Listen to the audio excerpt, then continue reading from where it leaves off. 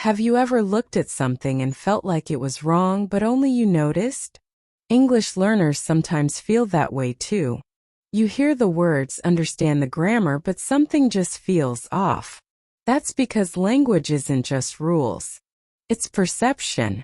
It's emotion. And the best way to feel it is through stories.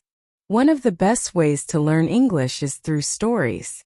They connect meaning, emotion, and memory, all in one experience. If you're ready to grow your English in ways that matter, like this video, leave a comment and subscribe to NativeFluent. Started with a photo. Sarah was helping her mother clean out the attic when they found an old box full of albums. Dusty, heavy, untouched for years. Most were filled with the usual things: birthdays, road trips, family gatherings. She flipped through them, smiling at the clothes, the haircuts, the strange frozen faces from another time. Then she stopped. It was a group photo. 12 people in it, standing in front of a cabin. Everyone was smiling, arms around shoulders, the way people do when they've spent a few days together, maybe at a summer camp or a retreat. But one person stood out.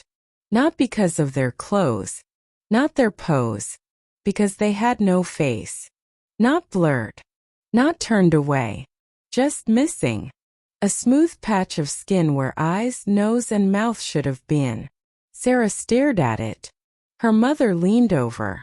"Oh, that must have been from that mountain trip your uncle went on. I don't really remember who took that one." Sarah pointed. "Who's this?" Her mother squinted. "Hard to say. Someone's girlfriend, maybe?" But Sarah knew. She didn't know how she knew, but she did. It wasn't someone's girlfriend. It wasn't a stranger. It was someone from her own life. Someone important. The longer she looked at the faceless figure, the more certain she became. Her chest tightened. Her skin felt cold.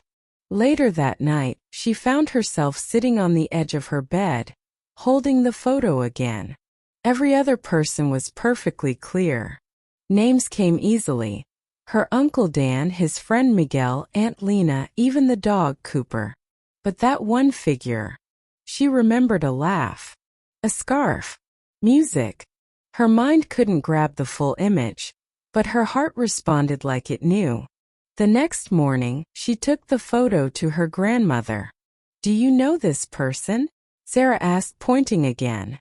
Her grandmother adjusted her glasses, looked carefully, and frowned. "That's strange," she said. "I remember the trip. But that spot, that person, I don't recall. I always thought someone had drawn over it or something. But nobody ever did."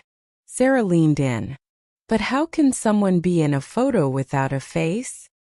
Her grandmother looked at her for a long time. "Sometimes," she said softly, "we forget people before we mean to. And sometimes, they forget themselves." The words stayed with Sarah.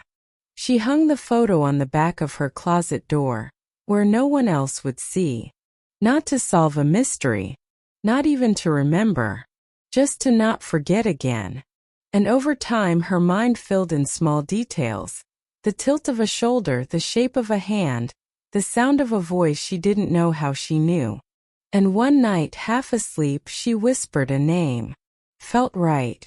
In today's story you learned expressions like stood out, her chest tightened, and someone from her own life. Phrases that carry emotion and memory. You also saw how past continuous and past perfect help build mood, and how to use vague but powerful language to express deep intuition. We post powerful English stories every day to help you speak, feel, and live in English. Like this video, subscribe to NativeFluent, and tell us in the comments. Have you ever remembered someone without knowing how? See you in the next video.